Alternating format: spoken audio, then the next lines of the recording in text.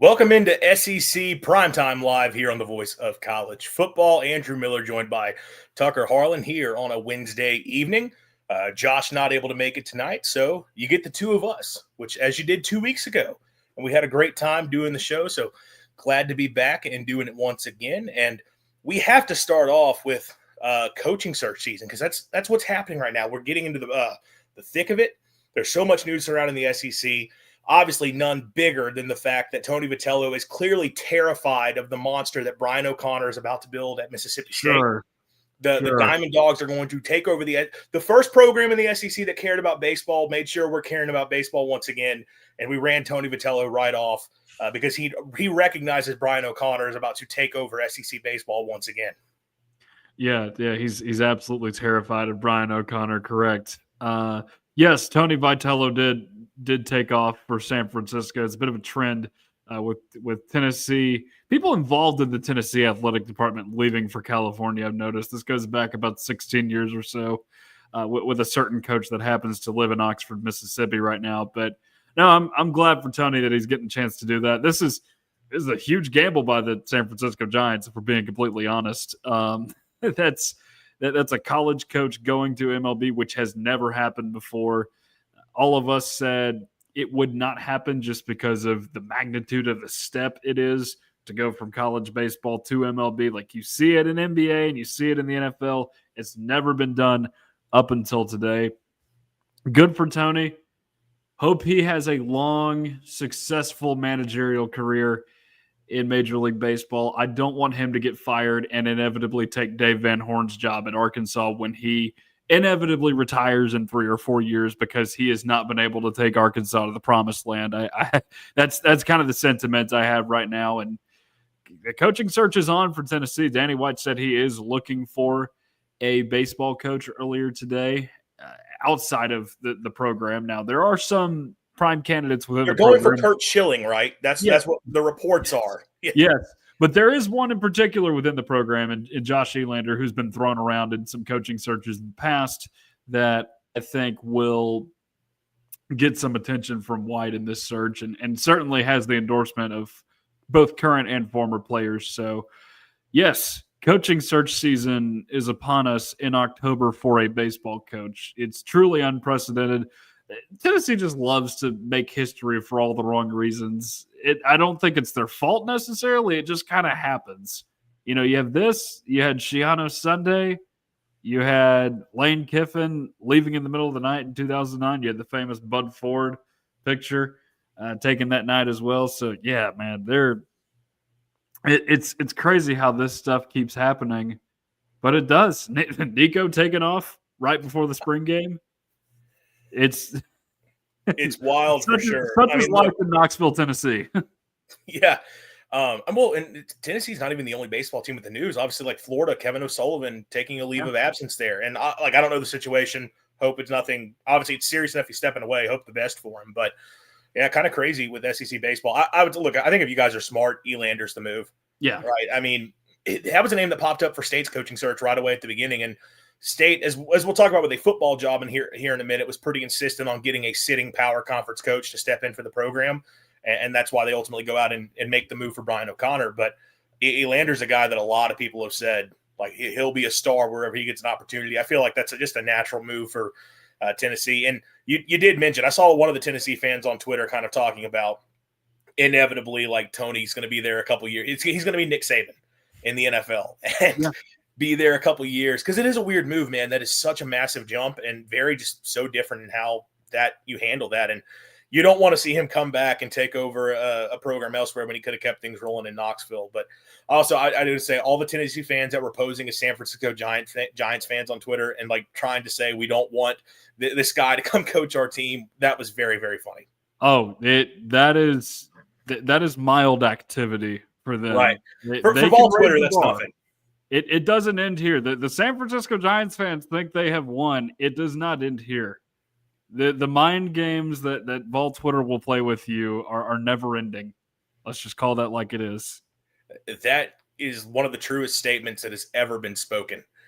Uh, let's get into SEC football coaching news, because obviously we had the big news over the weekend. Billy Napier being let go from the Gators despite beating my Mississippi State Bulldogs, which is now the third time since 2020 that a coach has beaten Mississippi State and still gotten fired. Such a great look for my program that this keeps happening. And obviously, look, everyone kind of knew Napier was done. The reports had surfaced earlier in the week that it felt like very likely that the move could have happened because it's the bye week. You got the cocktail party coming up afterwards.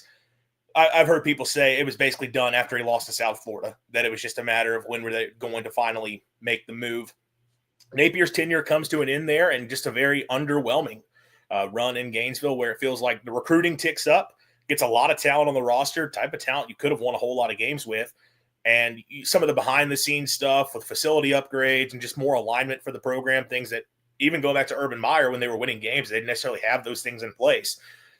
But on the field, the product just was not there for the Gators. The offense under Napier, which he was insistent on calling, continued to get in its own way. There were some game management things where they just didn't perform all that well. And after 3 years of basically hovering around 4 years, really 3.5, something like that, of hovering around 500, they make the move. We'll get into names here just in a sec, but for you, Tucker, what is your thought on where this Florida job lands within the current landscape? Obviously, we got Penn State open as well as several power conference openings. And do you still view this as a job that is going to be able to go out and attract an elite candidate?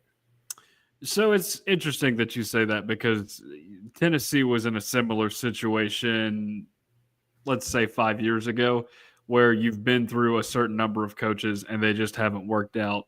Florida is definitely in that situation as well. And it's interesting with Billy Napier, because he, of all the coaches, I'm trying to think here, like Mullen lasted longer than he did into year 4, as did Will Muschamp, but he had more time than Jim McElwain. And obviously there was some different things that happened with McElwain. You had the whole fake death threat allegation thing going on there.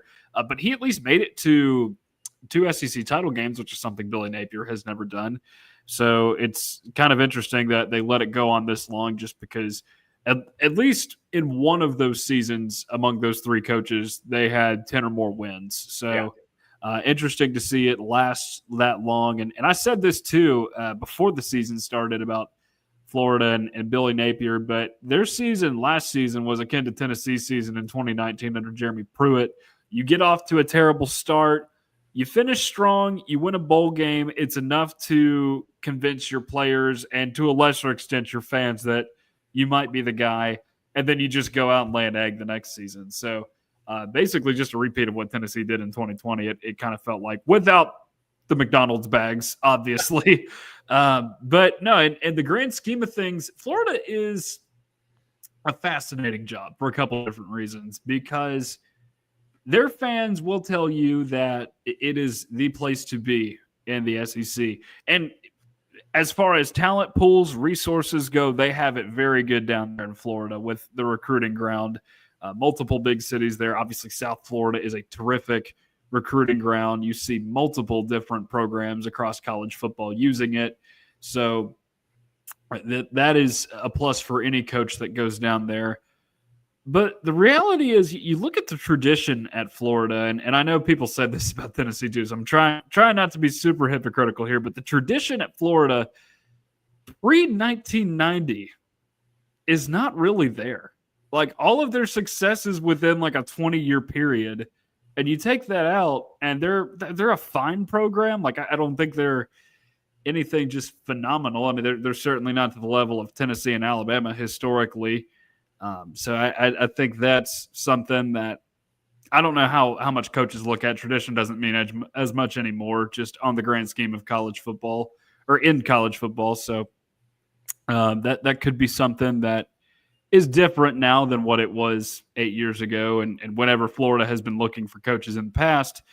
And then Gainesville, Florida is not exactly a tropical paradise in Florida, having been to Gainesville a couple times myself. You got to drive an hour to get to the beach, and maybe you have a beach house down there if you're a football coach. I don't know. Maybe that's something you go do on weekends in the off season, but that's a place that is you can win down there. We've seen it happen before, but they have just struck out a lot on the right guys, and I think there was some leadership holes at one point in time. Like there was a president search maybe down there within the last couple of years that kept them from firing Billy Napier a season ago. That and Graham Mertz going down both kind of kept him in place for the time being. And obviously Scott Strickland put out the statement last year saying, we believe in Coach Napier going forward. So overall, I think it's a solid job. I mean, is it the best job in college football? Maybe not. I mean, there's probably 2 or 3 others in the SEC that I could say would outdo it for sure. But no, I think people are going to be looking at that job with interest. And I would imagine they're going to try to go for the home run hire. There's not many home run hires in college football this year, but they're going to go for somebody who they believe in. For sure. And, it's kind of an interesting point. You talk about the fact that so much of the history is confined to the last 30 years in terms of breakthrough success. I know that's something Andy Staples, who knows that program, as well as, or if not better than anybody, has talked about quite a bit, is that really the success, it's Spurrier, having his run there, and then it's Urban Meyer. And you're talking about 2 Hall of Fame coaches when it comes to college football. It's not like a place where historically they've always done it. Now, that being said, when you've had 2 coaches do it in recent history, that does suggest that when the right coach is in there, you can get things rolling. And as you kind of talked about earlier, outside of Napier, the coaches they have had since Meyer, all of them had at least one double-digit win season. I think McElwain had 2. I know Mullen had 2. So you can get talent there. That is a program where if you're going to give them this, I mean, I know they're in the midst of a rough season and like the swamp is still getting packed out. And that's still always going to be a crazy place to play. So the fan support's not an issue. It does feel like there is more and more money going into the program. I know you brought up the president situation. My understanding is they now have an interim in place who they most expect is going to get the full-time gig.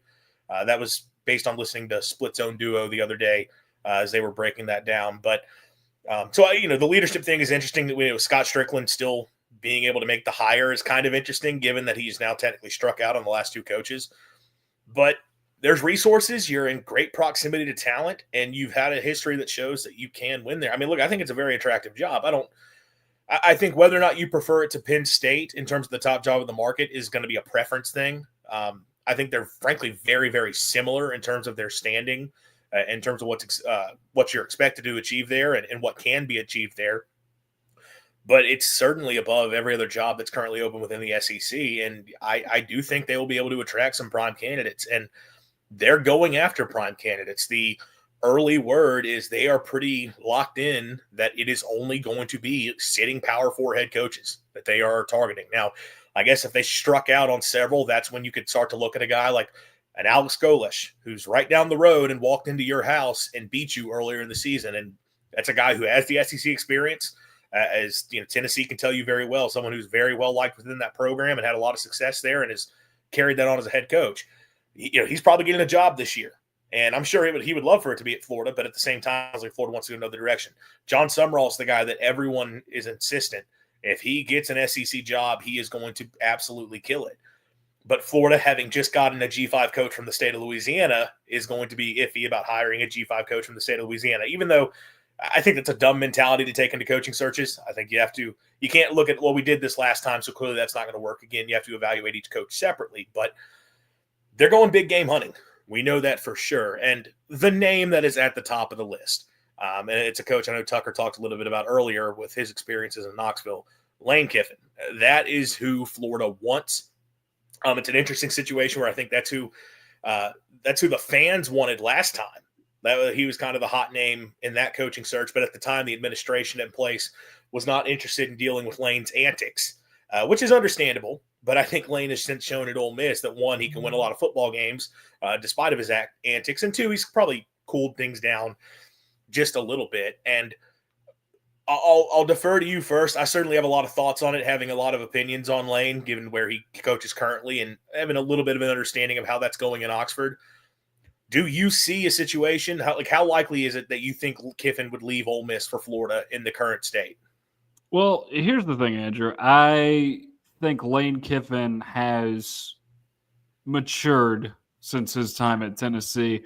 People have been saying that he could bolt for a major opening from Ole Miss, at any moment that a big SEC job is opened up. Obviously, the Auburn one in 2022 was one that it intrigued some people. I guess in 2020 was another one as well.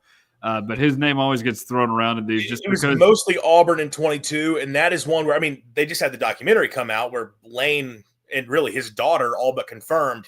Lane was kind of like, yeah, I hadn't made my decision. But based on what his daughter made, it sounded like he was going. And then, has the change of heart there at the end. But that was the last one where it was really serious. Yeah, and I wonder, too, on the note of that documentary, if that has kind of quieted his mind a little bit in terms of being ready to insert himself into another big-name job opportunity like Florida. Now, some of the coaches out there that are sitting Power 4 coaches, and I guess Golish, too, even though they said they don't want to get a sitting power, or they want a sitting Power 4 coach, not a guy in the group of 5. They need somebody at Florida who will play fun football, I think is the big thing. Like Steve Spurrier-esque football is what I'm trying to say here. Sure. Score a lot of points, blow your opponents out, and I have no problem with that. And I think there are multiple of those guys that you could be looking at. Lane Kiffin is certainly one of them. Obviously, he's got a little bit of an attitude about him that I think that they would enjoy down there. I see Eli Drinkwitz's name get linked every now and again. Now, that's another guy similar to Lane Kiffin. He can keep that Missouri job as long as he wants to, just because of what he's been able to do there over the last couple of seasons. And I mean, unless you just get to a point where it's growing stale in the fan base, like you're in year 14 or 15, then I think you start to have conversations about potentially moving on. But no, I think that's a guy that you could potentially go after. Imagine Kurt Signetti wearing orange and blue. That dude would fit Florida better than any coach in the last 10, 15 years. I mean, a Muschamp, to a degree, fit that mold a little bit. Dan Mullen, I think, did too at the time, which, by the way, he is available for hire. He's probably not interested, but if they ever wanted to reconcile, he's doing all right at UNLV this year. But no, I think you need a guy with a little bit of a personality, because that's kind of what brought that fan base to life in the 1990s. They weren't this arrogant and entitled fan base up until the 1990s when Spurrier came around with that kind of attitude, and they need somebody with attitude to come down there and coach that football program. Billy Napier did not have that kind of attitude, and I'm not saying that's why he failed down there. There's multiple reasons why, but again, I mean, just after having been around him a couple times, I never got the sense that was a dude that was going to make it down there long term. Yeah, you talk about having the attitude. It like Spurrier obviously had it. Urban, I don't really think he had much of the attitude himself, but the players had the attitude, and the approach in recruiting had the attitude. For sure. Saying the players had an attitude is putting it lightly. In multiple ways. In multiple ways. But, Mullen, you're right, did bring back some of that. I will say Mullen, and I'm not just saying, like, as a State fan, obviously I know him well, but at first I was kind of like, after what happened at Florida, you would never want to see him at a big-time job again just because of the recruiting issues. But that said, now with rev share and NIL, I kind of wonder if he just doesn't have to recruit himself and you can just go buy him a roster. Like, the guy can call ball plays. The guy can run a program, but obviously he's not going to go back to Florida. But I do think he'll be a very intriguing candidate maybe at some other jobs that open up this year, except for Arkansas, which he told Hog fans on Twitter himself, 0.0% chance, which is great. No, going back to the Kiffin of it all, you're right. Like, there is the personality that, he's a guy who's been in Florida before. He both as a coach and also, coming up, his dad coached there, obviously, with Tampa Bay for many years, and he probably fits it well. It's a situation where how comfortable is he's fully comfortable at Ole Miss. It's a situation of, is that comfort one, like, they're going to be the biggest priority for him in his job, and then two, does he think he can break through at Ole Miss? And does he think he can win a championship at Ole Miss? And where I stand on it all is I do think the gap is definitely closed between those two jobs from an NIL standpoint, what Ole Miss has been able to offer. Ole Miss also, though, was one of the teams that was sort of quick to adopt to the new era of the sport, where I think some other teams in the SEC, including some powers, were a little bit lagging behind. which probably let them get a little bit of a jump that now going forward, do you still have that same kind of an edge like you did? I think the same thing applies when you talk about Missouri and Eli Drinkwitz as a possibility. So that, that could be, does he feel like he has the same advantage in Oxford that maybe he has for the last few years moving forward? Does he care whether he can win a championship there or not? Those will all sort of be the big questions. I do still think it's a step up job. I do think because of the proximity to talent and just the overall resources, it is a more appealing job overall. I wonder, though, is it a big enough step forward where Lane looks at it and says, that's a move I'm ready to make? Because we've seen Florida, all these coaches have gotten fired since Meyer. And a few of those guys had big, really good seasons. Mullen with Mullen, it went downhill really quick. Like it went from looking like, okay, this thing's trending in a really good direction to falling apart very quick. Now, Dan is responsible for some of that. Kind of felt like he checked out there in that final season. But is that something Lane wants to deal with? Because at Ole Miss, he really doesn't have to deal with that pressure. Like part of why Ole Miss has worked for him and part of why Florida was not interested in him the first time is that Lane wants to be Lane, which means Lane's going to make his jokes on Twitter and his little, jabs while doing interviews. And he's going to go down to, he's not Mike Leach, but he's going to go down to Key West or wherever and go fish and not be around the facility 24/7 like some of the programs expect a coach to be. Clearly, though, it works for him. So if you're Florida, I think that still makes him a more attractive candidate this time around, that he's proven he can be successful that way. I've sort of landed on, I don't think he's going. I think Lane leaves Oxford under one or two circumstances. One being that a true, unquestionable, like this is one of the top 5-10 jobs in college football, which Florida's borderline in that. They're not quite there, but you can make an argument depending on where you rank them. I don't know, like a true top 8 job in the sport opens where it's 100%. If I go there and I do my job, I can win national championships. If that opportunity comes, sure. Or if something, as you kind of alluded to a second ago, I think with Drinkwitz, do you reach a point where averaging between 8 to 10 wins, the fan base starts to expect a little bit more? Because I will say I've already seen some Ole Miss fans on Twitter sort of starting to get to where they're not really happy with an 8-4 season at this point because of what they've done over the last few years. Now, do the voices of a few people online reflect the feelings of the boosters and the administration? No. But obviously, if you get to that point over several periods, if he reaches a point where he's not gotten to Atlanta and he is not getting to the playoff, does he finally say, okay, I need to go reset the clock somewhere else? I don't think he's at that point, though. So I do think he's comfortable in Oxford. I think he's going to stay there. A name that has come up quite a bit, and we're not going to spend too much longer on this, but we'll run through just a few other options here. I think their fans really are interested in the idea of Marcus Freeman. I don't think they can pull him. I've seen that name has come up a lot, but I think, you make a call. The guy's obviously an outstanding coach, but I just don't see them being able to make a move. You talked about Drinkwitz a little bit. What are your thoughts there? Because, and I know you spoke on him some, but I will say from every Florida fan that I've seen, his name has come up on every single hot board. I think he'd fit in really well there, and I think he'd win a lot of games, to be honest. Their fans all seem vehemently against the idea of it. Yeah, that's one that I'm intrigued by. I think Marcus Freeman, just to answer that question, I think he's too nice for Florida. I don't think he's got that kind of an edge to him. He seems like too good of a human being to end up in Florida. But Drinkwitz, I think that's a guy that he plays a pretty fun style of football. First and foremost, up there at Missouri, they like their offenses up there, and number two, he's got an attitude, and I think that's a guy that they could be happy with. Now, here's the thing, and part of the reason why he and Lane have had the success that they've had at their respective schools, I think, and don't really feel the pressure as much, is because Florida fans. First and foremost, that is one of the most vicious fan bases in the SEC, if I can be completely honest. They can be just as vicious to their head coaches as they can be to opposing fan bases. And any little thing that as goes we wrong, saw on Saturday after a win, chanting "Fire Billy" as he's walking off the field. Yes, they can be pretty ruthless. So you would have to prepare for that if, say, you don't have as good of a start to your career at Florida as maybe you were hoping for.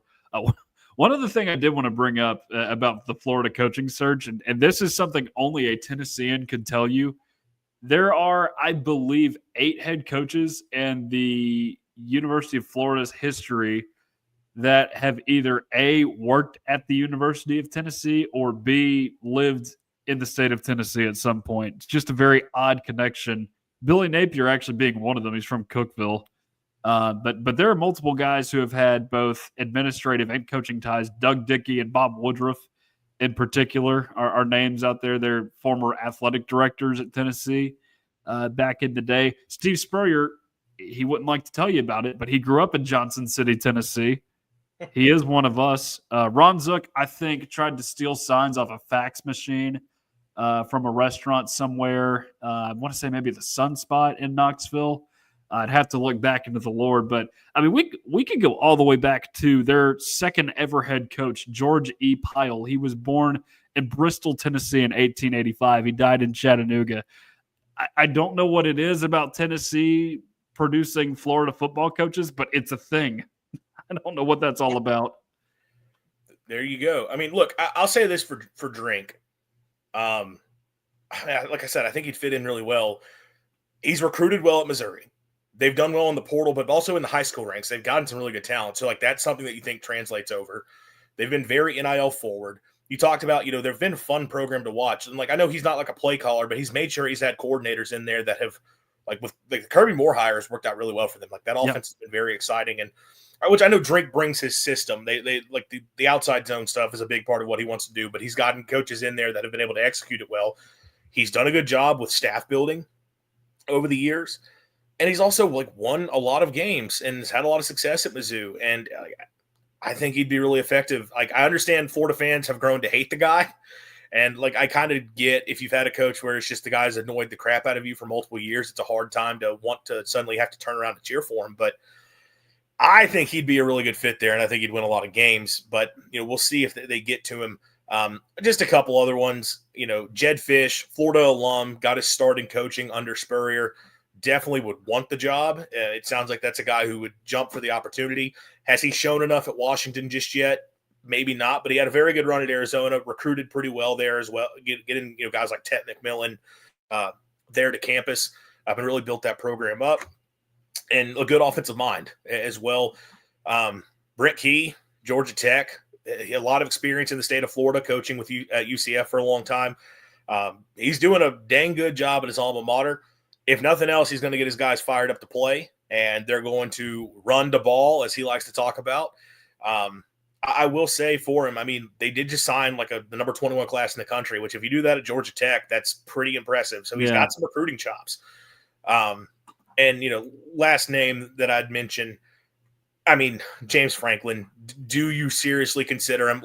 The guy's clearly one of the best coaches in college football overall. It's just with the big game stuff, it's kind of like, how does that translate to Florida when they're firing a coach because he couldn't break through? And you fired Mullen specifically for this issue, not being able to win the biggest games and take down Georgia, the LSUs of the world, with the Alabamas of the world. This is a coach who has struggled to do it, but do you think you could surround him with the right talent? Any thoughts on those guys? Yeah, so I've got a couple. First, you mentioned Jed Fish. Again, I don't know how proven he is to succeed in that kind of an environment. And hiring alumni is always risky. We've seen this in multiple different colleges, universities here lately with major programs, and just not just football. I mean, basketball, women's basketball. In the case of Tennessee, that has been a problem in the past. It just creates a weird dynamic if things don't go right. So that would be my fear with Jed Fish. Brent Key, he feels like a coach who is best suited for the level that he's at. I think so too, because they're not, and they will be better than 7-5 this year. I will give them that. But that entire offense, since he has been there, has been predicated on having a quarterback who runs around like a kamikaze pilot and will just do anything to help his team win the game and just put his body on the line for his guys. And that's an admirable quality from a quarterback. I'm not necessarily advising that you do that. But again, is that a style of football that they would appreciate down there in Florida? I think is the big thing. Also, Georgia Tech is Brent Key's alma mater too. So sure. I don't know if that is a jump he wants to make. And we've seen some people leave their alma mater lately. I think it was Jonathan Smith who left for Michigan State. But again, that's because Oregon State's getting boxed out of the Power Four. That's part of the problem there. And then, of course, the last one you mentioned, James Franklin. Of course, you cited the big game thing. That's a bit of an issue for him.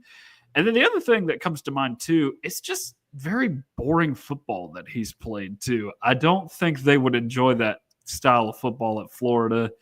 I mean, he was able to win at Vanderbilt. I think you have to give him that. If you're able to win 8 games plus a bowl in back-to-back seasons at Vanderbilt, that is a pretty remarkable feat. But again, I just don't know if that's something they would be appreciative of in Florida, just because I think of the coaches after Urban Meyer, and other than Dan Mullen, I guess when they had Kyle Trask, I've never looked at Florida as like a sexy looking football team. Like, they'd have good defenses. They could run the ball a little bit. Their quarterback play post Tim Tebow has been very unimpressive overall. I mean, there's been a gigantic quarterback carousel going on, and obviously didn't help that they lost Will Grier in 2015 with the PEDs and the sandwich, whatever was going on there. But no, they've had guys like Luke Del Rio and Jeff Driscoll, Treon Harris. It's just mediocrity at best with some of those guys. They got to get somebody who's a quarterback developer to make that offense fun again. I feel like if you're really going to hit this one on the head, if you're Florida. I've definitely heard that's going to be a big thing for them. Just listening to some of the other insiders and some of the other pods out there, Florida wants offense. It's part of what's been effective there. And you're right. Really, since Tebow, Kyle Trask is kind of the one guy who had a legitimately good career there. Other than that, been a whole lot of inconsistencies there at that position. And that's where a guy like James Franklin, who struggles with that, a guy like Brent Key, where it's, the very old school. And look, that offense, I will say, is if you're into like football scheme stuff, the Georgia Tech offense is fun to watch, but a lot of it is Haynes King. And it's also like Buster Faulkner at OC. Is that a guy he's going to be able to take with him? Because that's a guy who might be up for head coaching jobs with what job he's done calling the system there in Atlanta. So, I do think, looking at a guy like Jed Fish, they're 5-2 this year, and he had a 10-win season at Arizona. Like, maybe if you get past your first couple guys, and his offenses do tend to be pretty good, but it definitely sounds like it is Kiffin and Drinkwitz. Can we make one of those two guys happen? And that's really where this coaching search goes. So, look, and we'll have more thoughts on the Florida search, I'm sure, down the line as the season continues to progress. But we need to get into talking about the week that is ahead for the SEC. Week 9 in the conference. Really good slate of games. A lot of it important games when you talk about chances for teams to keep their playoff hopes alive and continue positioning themselves within the SEC race. We'll go through some of our quicker previews here. Starting off, 11 a.m. ABC, number 8 Ole Miss goes on the road to number 13 Oklahoma. The Rebels coming off a crushing loss to Georgia. Felt like they had a chance to make it back-to-back years, getting the win over the Bulldogs. That offense was rolling through 3 quarters. And then in the 4th quarter, Georgia was able to just come back and make the plays to get the win. Oklahoma sort of righted the ship at South Carolina. Obviously, the Gamecocks not a very good team, but that was an obvious letdown spot for OU, and they dominated that game. Sooners are a 4.5-point favorite, over under a 54.5. Tucker, what are your initial thoughts looking at this matchup? Going to be interested to see how the Ole Miss Ole Miss offense does against the Oklahoma defense. That's the matchup to watch in this game, because Oklahoma, as we know, is pretty nasty on that defensive end. They were last week. Also, just South Carolina, not a very good offensive football team this year. And it is a major game in the grand scheme of the college football playoff this year, because you look at what Oklahoma has the rest of the way. If you lose this game, you still got to go to Tennessee and you still got to go to Alabama. And Malik Zaire in Florida. What a guy. I'd almost forgotten about him. Felipe Franks, Malik Zaire, and I want to say they had one other guy that year. Maybe it was Luke Del Rio that played that season at Florida. But, yeah, there's some fun ones in there. Gigantic quarterback carousel at Florida. But now back to what I was saying. I think Oklahoma needs this one now, because you've got tough road games on the schedule ahead, plus LSU coming to town, who I can't really get a read on. But Oklahoma overall, this has not been a team that has been really challenged in the SEC so far. I know they've lost to Texas, but I mean, your 2 wins are against Auburn and South Carolina, who are both struggling mightily right now.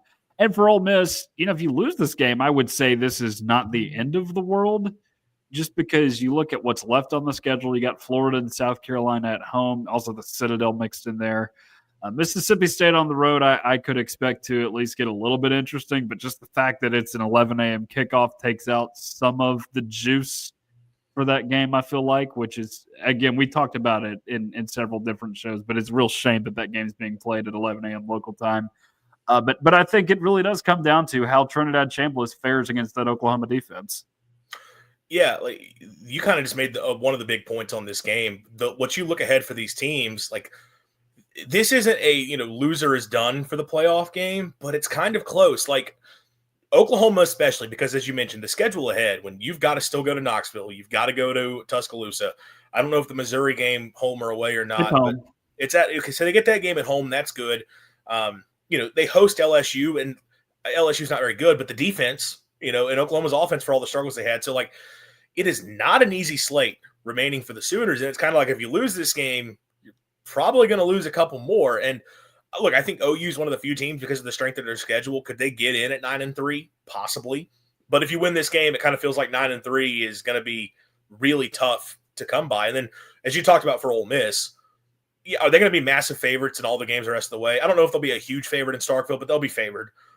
They should win the remaining games, win or lose. And 10-2 SEC team is probably in. But at the end of the day, who's the win they're going to have to be able to taunt? It would be the LSU game. And as we kind of talked about, LSU's not all that impressive at this point. Like, that's a team that could be looking at 8-4, 7-5 as kind of the best case scenario, unless they figure a lot of things out here quick. We'll talk about the Tigers here in a sec when they take on Texas A&M. Huge game in Baton Rouge this weekend. They'd be a team that if there was a 10-win SEC team that'd be begging the committee to not put them in, it'd be Ole Miss. So this game is almost like if you do win this game, you feel like Ole Miss is just about a lock at that point because you got a road win. You're probably going 11-1, and you've got a good win over Oklahoma. So this is a really massive game for them. And yeah, how Ole Miss's offense handles the defense is going to be huge because Brent Venables and OU have one of the best defenses in the country. In all phases, the pass rush is very, very good, but they're good against the run, good against the pass. And Venables specifically has been pretty good about dealing with this style of offense. He's done a pretty good job of limiting. You saw with Tennessee a season ago, and obviously that was a Tennessee team that offensively struggled a lot. But look, 25 points on the road. I know, well, they were playing at home, but Tennessee was like kind of one big passing play that sort of opened it up for them in that game. And then Oxford last year, I think they held Ole Miss. I think it was 24 or 26, I don't remember. I believe. Okay, 26. So still, that was playing on the road against Ole Miss, and they gave up some passing yards, but the Ole Miss was not able to run the football at all. Venables is kind of one of the guys who has sort of been ahead of the curve when it's come to look. You're never going to shut down a Lane Kiffin offense or a Josh Heupel offense, but the goal is can you limit them enough to give your own offense a chance? And that's going to be the question. Does Oklahoma have enough of an offense to be able to keep up in this game? Against the Ole Miss defense, they might. Ole Miss defensively, run D has been really, really bad for that team. And Oklahoma has struggled running the football, but they kind of figured some things out against South Carolina last week. And again, I know South Carolina's not a good defense, but as I just said, Ole Miss isn't either. If Oklahoma can get their run game going, I think they're going to have a chance here to find something on offense. I also think having Napier, if he's a little bit healthier, gives them something here to where there's just enough of a playmaking ability that he might be able to make some things happen on his own. I think it's going to be a close, kind of low-scoring game. I don't know if the Sooners cover that 4.5, but I kind of lean Oklahoma getting the win here. I would too. I think this is something that they've been ready for a big game like this in SEC play at home, because traditionally Oklahoma just not a team that plays big home games necessarily. That's one thing that we actually discussed on the Tennessee front going into that game last year, is like they don't play big home games at night, and they've kind of realized, oh, we need to step up our game with the rest of the SEC in order to kind of create an environment.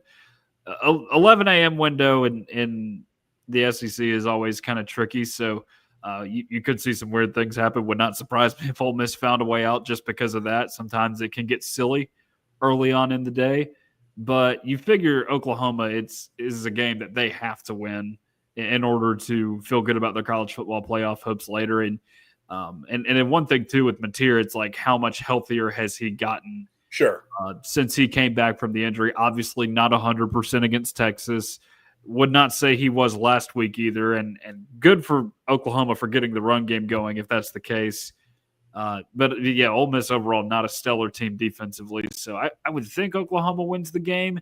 Probably not super high scoring though if they are going to win the game, just because that's how it's been, which is so funny for so many different reasons, because it used to not be that way at all with Oklahoma. But now you got a defensive-minded head coach and Brent Venables, who doesn't care about scoring 40 points a game. Yeah, no, they've got to figure things out offensively moving forward to get back to being a complete team. But definitely, and I think the fact that it's back-to-back road games for Ole Miss plays a kind of a role here as well. So both of us leaning with the Sooners, though the point spread 4.5, I could see that going either way. Number 22, Texas, goes on the road to Starkville. Mississippi State having their homecoming game against Texas, 3:15 p.m. on the SEC Network, which, my God, Mississippi State plays in that time slot on that channel more than any other team in the country. It's every single week. Texas is a 7.5-point favorite, over under a 45.5. The Longhorns got away with it, all time getting away with it last week against Kentucky. Kentucky more than doubled them in yardage, I believe. Had a chance to win the game there, fourth down in overtime, that if fourth and goal where they convert, they probably get the win. Texas had no business winning that game. That offense is still a disaster. They did not get things figured out against Oklahoma, despite having a couple decent drives, and really Oklahoma just sort of shot themselves in the foot a lot in that game as well. Now, Texas defensively, we know they're great. And for Mississippi State, as we've seen now the last few weeks, like the offense is starting to become a problem, which is we talk about with, Tennessee, with Oklahoma, where it's like, man, it's kind of weird that Oklahoma is not scoring points. It's very weird that a Jeff Levy team is not scoring a lot of points, but they're kind of struggling with that right now. Blake Shapen coming off a rough game against Florida. I know if you look at the stat line, if you didn't watch it, you think he would have a good day. Even with the interception, as bad as that was at the end of the game, it was not a good day for him. Missed a lot of open touchdowns, quite frankly, and took some sacks he had no business taking. State's offensive line still in a rough shape. Don't know if you're going to have Fluff Bothwell back or not. He's questionable for this game. They did run the ball well with Devon Booth last week, they missed Bothwell in that game. Look, I don't trust State's offense against the Texas defense. I think that Texas defensive front with guys like Colin Simmons up there, that's going to be really, really tough for them to deal with. I just don't trust Shapen a lot right now. This comes down to whether or not Texas's offense can find the run game. When Texas has had any sort of success this year, it has been that they've been able to run the football just a little bit, which has been a massive weakness for them. But State's run defense has not been great. It's not as bad as it was a season ago, but some teams have been able to run the football a little bit on Mississippi State this year. I think if Texas gets the run game going, I expect them to cover this spread, even though I still think it'll be a low-scoring game. If they can't get the run game going, this is a crapshoot, and it kind of could go either way. But I think that it really comes down to that one key stat. I think both defenses are going to eat the offenses alive in this game. I know you've expressed some concerns about Mississippi State's defense, and that's fair, but I just look at the Texas offense right now, and I see ineptitude, just to be quite honest. Like, they went for 179 yards of offense against Kentucky last week in Lexington, and I get it. Kentucky defenses are usually not bad under Mark Stoops, but, like, seriously? This is a dude it's not great this year, no. No, it's a dude that you were hyping up to be a Heisman caliber quarterback, and you've seen these showings in SEC play. Sure, they won the game against Oklahoma, but it was not because of anything he did in that game necessarily. So I think you're going to see a very low-scoring game in Starkville. The fan in me wants Mississippi State to win this game just because I think Jeff Levy deserves it. I mean, it's a tough place to inherit. He went through a very tough first year. He's already exceeded what he did a season ago at Mississippi State. But my gut tells me Texas wins a close game like 13-10. I'm not going to mark that down as an exact score prediction, but no, I just think because we've seen pass rushes eat Mississippi State alive in the past. Obviously, Florida did it to a degree last week. Tennessee was after Mississippi State all game with that pass rush. Is there one more I'm missing? A&M. Texas A&M, it was worse because that was a game they had their best tackle was out. Yeah. And it did not go well for them. So I think you're going to see a very close, low-scoring game in Starkville. But, Andrew, if it makes you feel any better, there is a slight chance Tennessee does not get a night game this year in Neyland Stadium, which is a terrifying thought, to be honest. So that's another reason why we need Oklahoma to win this week so Tennessee can get that night game. Please. Yeah, it's definitely weird that Tennessee's in that spot. You typically are always going to get at least one at Neyland at night. Look, no, you talked about State's defense. It is a much improved unit, to be clear, and they've actually been solid on the season. If nothing else, they find ways to get off the field. And I definitely think they're going to limit Texas offensively. I don't think Texas is going to have a big day, even if they do find the ability to run the ball. I just think that's sort of the one thing. If Texas could run the football a little bit, I could see them being able to pull away and still a low-scoring game, but find a way to get the win. But if we're leaning anything here, both of us would say under over anything else. This is going to be a low-scoring, probably very ugly football game to watch. We'll see whether or not I gouge my eyeballs out over the weekend. Last game we'll do for our quicker previews here, Texas A&M, number 3 in the country, on the road in Death Valley against number 20 LSU, 6:30 p.m. Central on ABC. The Aggies, 2.5-point favorites on the road. 47.5 is your over-under. LSU offensively has been a nightmare all year. It has just not been good, but the defense has been pretty solid. They're playing at home. Does A&M slip up in Tiger Stadium? Here's the thing, Andrew. Since joining the SEC, Texas A&M has not ever won in Death Valley. It's just insane to think about that, because there was a team it was 4 years ago at LSU that went 6-6 under Ed Orgeron's last game on the job, and you got Texas A&M coming in sitting at 8-3. You could potentially get to 9 wins, maybe a New Year's Six bowl. I know they had a COVID outbreak. Hindsight's 2020, but still, you have a big opportunity there to win that game, and they found a way to lose to a team that had zero business winning that game. For all intents and purposes, their season was over. But no, you just sent them to the Texas Bowl to get absolutely smashed by Kansas State a few weeks later, I guess a month later or so. But looking at this game on paper, I just don't feel like there's a way Texas A&M loses. Like, their offense has been very productive. That's the thing with SEC football teams right now, is like there are very few of them that have highly productive offenses and defenses. There's a lot of teams that do one thing really well and just struggle with the other.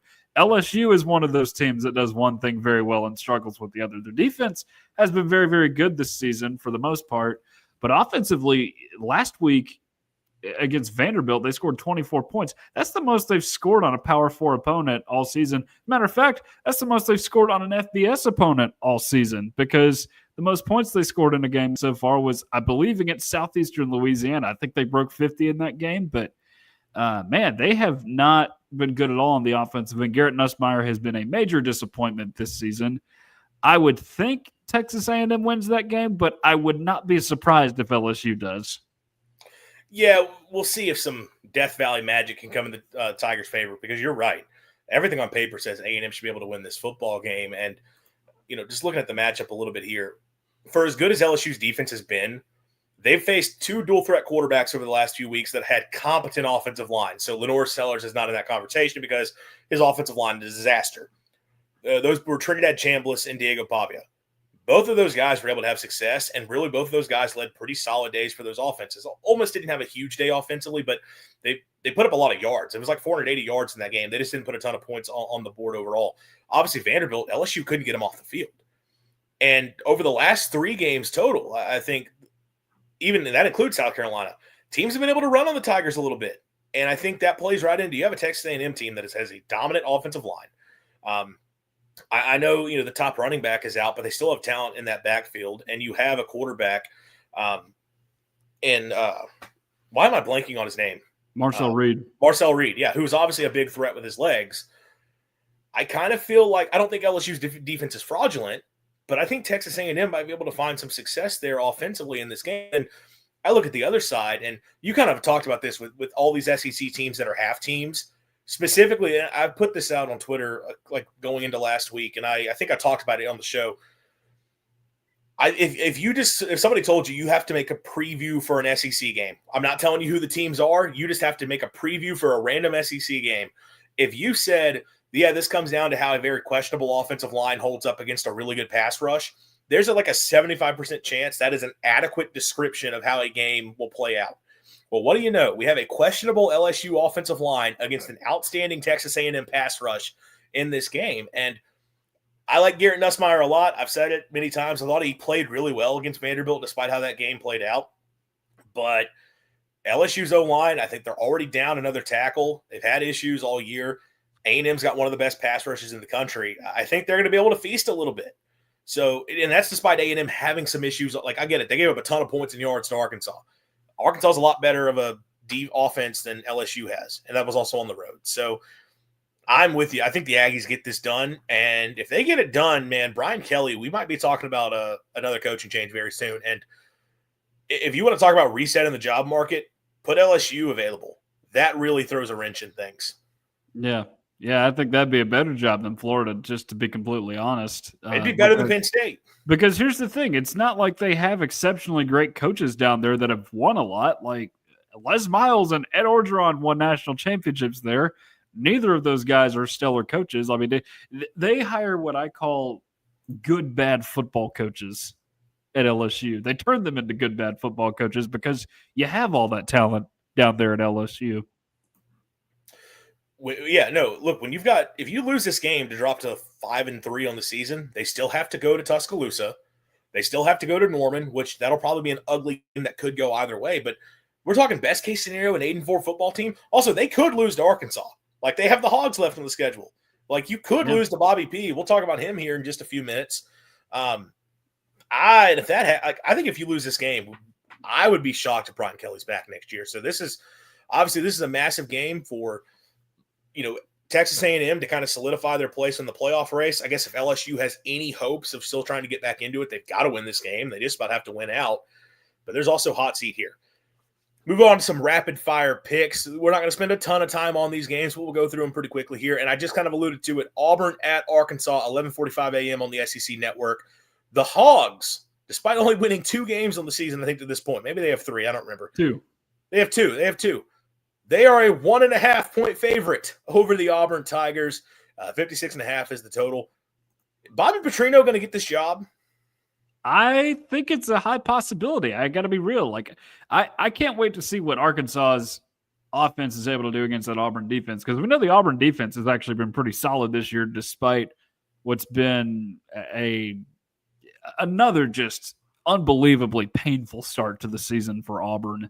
But no, Arkansas, I'll say this, and Taylon Green, I know a lot of SEC football teams that would love to have Taylon Green at quarterback right now. Yes, he's a little turnover prone, but the athleticism, the arm talent, the ability to run the football, he's a long strider. So that's a guy that I think a lot of people would desire right now. And, I think that offense alone could be something that, plays his way in or helps Bobby Petrino get that coaching job again, which is we said at the moment that he got hired to be the offensive coordinator in 2024, but that's a guy who you figure he could work his way back into that job because he's done it at a high level at Arkansas in the past. In fact, he's their last really good football coach. So maybe they do it. I think with that Arkansas offense, and I think we should mention Arkansas on the front end of SEC play, they've gone up against a lot of good offenses. They're going to start seeing teams that have good defenses but not good offenses, including Auburn. LSU and Texas are in there as well. So keep that in mind when talking about Arkansas. So you could find some wins later on in the season. It's definitely possible. Now, you have me curious looking the rest of the way for the Hogs. I mean, look, if they win this game against Auburn, like, they can beat Mississippi State. And I'll say as a Mississippi State fan, you get Missouri at home, that's always an interesting game. And then at LSU, at Texas, 2 teams that, as we've talked about, are not all that great. Like, yeah, it's not out of the question that they find a way to get a win. Shout out to Jackson calling this the Sleazebag Bowl. That is very appropriate and sure, very, very accurate for this game. No, it is crazy to look at this game and the fact that these are 2 perfect half teams. Auburn's been very good defensively overall. The offense cannot do anything. Arkansas is maybe the best offense in the SEC. Like, there's a case to be made. And that defense is far and away the worst in the SEC. Like, Auburn, can your offense do anything in this game whatsoever? Arkansas, can your defense make any kind of a stop whatsoever? Can Auburn, who wins the battle between the Auburn defense versus the Arkansas offense? It's going to be a lot of fun to watch. I feel pretty good. I'm going to ride with the Hogs. Hop on the Harley with Bobby Petrino rolling out there. And yeah, I think he's getting this job. It feels like Hog fans are like all in on bringing Petrino back. I saw Petrino tweet out the other day, and I did check. He does post these somewhat regularly. And I'm not saying this at all to like, this is in no way towards his family, but like a picture with the grandkids. And I was like, okay, it's a sweet pic, but I know what you're doing, Bobby. You're trying to make yourself look all lovable and good for the media. Okay. Like we get what you're doing, Bobby P. Like, but shout out to his family. I'm sure they're all fantastic. But I think he's going to end up getting the job. And on the other side, if Auburn loses this game, and I kind of agree, I think Hugh Freeze is gone because if you look at the remaining schedule for them, if they lose this, like they would be sitting at 3-5. They would still have to go to Vanderbilt. They have Alabama at home. Like, I think you're not going to a bowl game. So that's going to do it for you. And again, if you want to talk about continuing to reset the coaching market, no, Auburn is not like the best job that would be available, but it's a really good job, and it would be another high-profile gig available. Yeah, absolutely. And I had something on Arkansas, and I forgot it just a second ago, but oh man, it's something to do with Bobby Petrino. Oh yeah, just promote him because like this is such a busy hiring cycle. Like, why even get involved in it if you've got a proven winner with you already? So maybe you should just do that. But no, you're right about Hugh Freeze and Auburn though. That's one that I think you're gonna have to ask some serious questions because outside of Kentucky and whatever FCS team remains on their schedule, they are staring 5-7 straight in the face. Absolutely. I know we said we'd go quick through these, but obviously we had a lot of narratives we had to talk about with this game.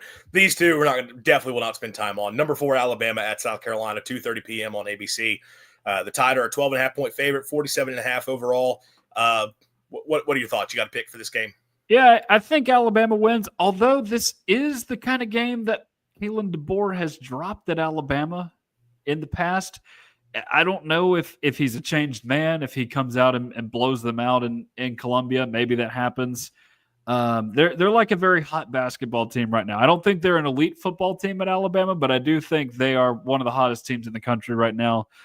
South Carolina, we'll see what that pass rush could do to Alabama, but it's looking a little rough for Shane Beamer out there in Columbia right now. I think there's a chance Beamer resets the clock and does go take the alma mater. And I didn't think he would leave earlier in the season. I think he might kind of want to leave now is just to not get fired, to be completely honest. I'll say this for South Carolina. Their pass D is good. So against Bama, who throws the football really well, that could be helpful. Brian Thomas, Dylan Stewart off the edge. Bama's giving up some pressure at times. Maybe they can create some problems for Alabama. I don't know, but ultimately, Bama's offense is rolling right now. I'm not going to, even South Carolina having maybe being an okay matchup playing at home, I'm not going to really trust them to get enough stops. And the other side of the ball, like, is Bama's defense the same dominant unit we were used to years ago? No, but they're still playing pretty good, and they're finding ways to get stops. And South Carolina's offense is such a disaster. I think the Tide just continue to roll, and I think they'll probably cover that 12.5-point spread. Your number 17, Tennessee Vols at Kentucky, 6:45 p.m. on the SEC Network. Tennessee is 7.5-point favorite, 53.5 on the over/under. What are your thoughts? So, any competent Tennessee football coach will not lose to Kentucky. All right, that is in the 10 Commandments of being a Tennessee football coach. It should be General Neyland's 8th maxim, if we're being completely honest. Do not lose to Kentucky. They have only lost 3 times to the Wildcats in the last 40 years. And they play every year. Keep that in mind. There was a 26-year-long streak from 1985 all the way to 2010. And every single coach that has coached at Tennessee and lost to Kentucky within the last 15 years has been fired within a year of said loss. So, Josh Heupel, for your sake, do not lose this game, please. But no, the reality is when Tennessee goes up to Kentucky, it's at least a little bit more interesting than it is in Neyland Stadium. Like you might find a higher scoring game. I know there were some overtime games played. Fulmer's last game up there was an overtime game that Tennessee got out of alive. Lane Kiffin's one game in Lexington was an overtime win with Montario Hardesty. scoring a late touchdown to get it done. Jeremy Pruitt had a goal line stand up there in 2019. So you got some close ones. And, of course, the Will Levis game where Tennessee only had the ball for like 15 minutes and won 45-42. And then the last game up there, too, a close one as well, 33-27. So on paper, there's just no way Tennessee loses this game. But something tells me it will be close. And I actually did a little preview with Cole Park of the Cat's Paws 247 last night, talking a little bit about Kentucky. And I think the sentiment there right now is that their players are playing hard. They're fighting like hell to try and make things right at Kentucky. But there just needs to be a change in regime up there. I think the Mark Stoops marriage has grown unhappy after a while. And I think it's getting close to basketball season up there, I think is the reality. So just on the matchup in general, I think Tennessee will be able to do what it wants on offense. It has been able to against Mark Stoops' defenses in the past. There's no reason this one shouldn't. So I think Tennessee wins this game. On paper, you would say blowout, but I think this one could be closer than expected. It does feel like that happens a lot with Kentucky at home. They find ways to keep it close. But, look, I don't have a ton of insight from a matchup standpoint. My thing is just losing in the manner that they did to Texas. Like, that could have been Mark Stoops getting his one. Like, every year Stoops is going to, even when they've been bad, they have found something to hang their hat on for the year. Like, last year was going into Oxford, getting the win. Letting that game go away and losing in the way they did, I do wonder if this is a rollover. And you're right. I mean, they're ready to see that $22.5 million basketball roster to take the court in Rupp Arena. So I think Tennessee gets this win and gets it easily. Game of the week in the SEC. It's where not SEC Nation, College Game Day. I was selling them short. Is going. They're going to be in Nashville. Number 15 Missouri at number 10 Vanderbilt. Whoever thought this would be when Missouri joined the SEC? There's no chance anyone thought this would ever be a top 15 matchup in college football. No chance whatsoever. But that's what we're getting. 2:30 p.m. on ESPN. The Doors are a 2.5-point favorite. Over under in this game, 52.5. I think this is going to be really competitive and just a really good game. What are your thoughts on this one? Yeah, I think so too. This is a game that, imagine saying even just 4 years ago that this would be an interesting game, because Mizzou was not great at the beginning of the Drinkwitz era. It took 4 years to really get that program going. And then, of course, Vanderbilt, we all know the history there, just not been able to do it much. And just to get to this level in college football, it's been really impressive to watch there. And it's a matchup where I think both teams are feeling mildly disrespected, I would say. I think the fact that I think there was a CBS sports analyst that said Ahmad Hardy's had problem running the football lately, which is something that could motivate him. But Vandy always likes to have the disrespecting card in their arsenal as well. So I think it's a little bit of a clash of that with those two teams going at it with each other.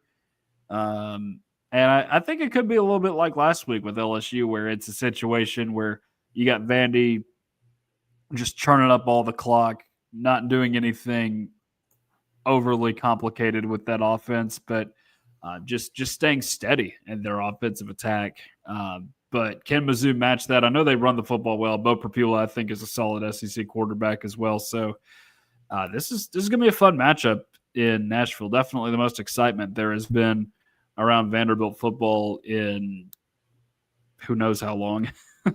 Yeah, last week was their biggest home game in forever. I understand Alabama was there last year, but I think going into that game with Alabama last year, nobody was expecting the Doors to be able to get the win. So, in terms of the buzz going into it, last week against LSU was like the game for them. And I think this week is kind of the same. Maybe you wonder, is there a hangover effect? But the job they've done there, I think Vandy's going to come out ready to play. And just a few matchup things that I'm looking into on both sides of the ball. Starting when you talk about Vanderbilt defensively, and you brought up what Missouri's been able to do on the ground. And obviously that's been a great rushing attack. Ahmad Hardy's been fantastic. Last 2 weeks, Ahmad Hardy's production has dipped a lot. And some of that was against Alabama. I don't really think they gave him enough touches, to be honest. They probably should have run him more. But against Auburn, he got the ball plenty, and Auburn really shut him down. And we've talked about Auburn's got a great run D, but Vanderbilt's been pretty good defending the run as well this season. Bama sort of was the only team that was able to run on Vanderbilt effectively. I think if you adjust for the sack yardage in that game, it was kind of like a 170 rushing yard day for Alabama.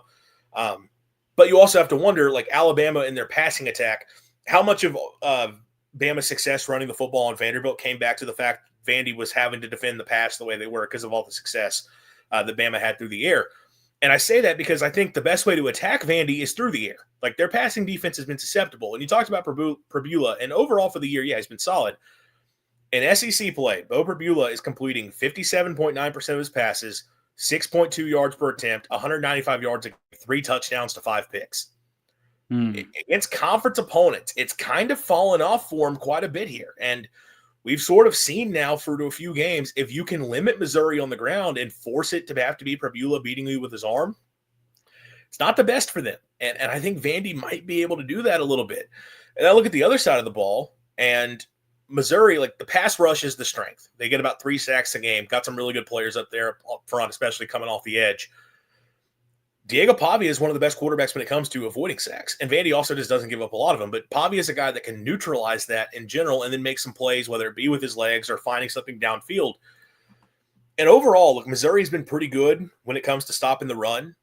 But I think that's been skewed a little bit against bad rushing attacks. If you account for sacks, Auburn ran for 179 on 5 yards per carry against Missouri. Bama was able to have some success running the football when you, again, adjust for sacks in that game. Like, I don't think the Missouri run defense is as dominant as some of the overall numbers suggest. So I kind of feel like both sides of the ball, I think it's going to be a close game, 2 good teams, and will be competitive. I like Vandy. I think they've got an edge here, and I think they're ultimately going to move to 7-1 on the season. Yeah, I'm starting to like Vandy too, and you're right, man. That data gets skewed big time when you factor in matchups with Central Arkansas and Louisiana over the course of the season, and even South Carolina. South Carolina is not a team that, I guess they have run the ball well on a couple different occasions, but overall they've not been anywhere close to good on offense in SEC play. So that's one thing that I'm thinking. And Vandy's gotten Mizzou at home a couple times in the past. Granted, those were much worse Vanderbilt teams. Like there was the game in 2015 and Gary Pinkel's last year where Mizzou just fell off a cliff and Vanderbilt managed to win that game. And then there was the game in 2019 where they had Kelly Bryant and Vanderbilt was 3-9 that season, but managed to win that game 21-14. It's like their one shining moment that season. So this would not be a random victory for Vanderbilt by any means. I think they can get it done. I really do. Yeah, look, I mean, it went to overtime last year, and like in Columbia, and Vanderbilt probably should have found a way to get that game when it's all said and done. I think they had a field goal to win and missed it, if I remember correctly. So this should be a really fun game here in the middle of the day in the SEC. And look, Missouri, can Mizzou absolutely go on the road? Sure, they can find a way to get the win here, but I don't think it's going to be a letdown for Vandy. I think they're going to continue building off it. I do think the matchup favors them ever so slightly for the Doors to get the win and stay alive in the playoff hunt, stay alive in the SEC hunt. I mean, I don't think they can win it. I think we've seen there's kind of against Alabama probably showed there's a clear tier that they're just not quite there. But could they find a way to make Atlanta? I don't know if you can just completely rule it out at this point. This is an impressive season so far for Vanderbilt. Both of us seem to think that they're going to keep it up.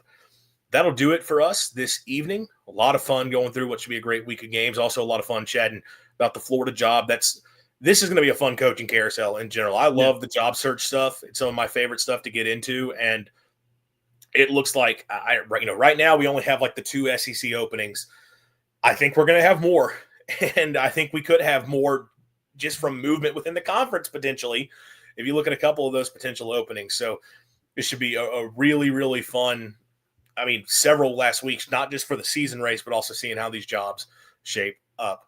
Thanks to everybody for tuned in. If you could, be sure to leave us a like, subscribe to the channel if you're not already, and share us around. We would greatly appreciate it. See you all later. College football is even more exciting when you've got some action on the line, and the games are even better when you're cashing in.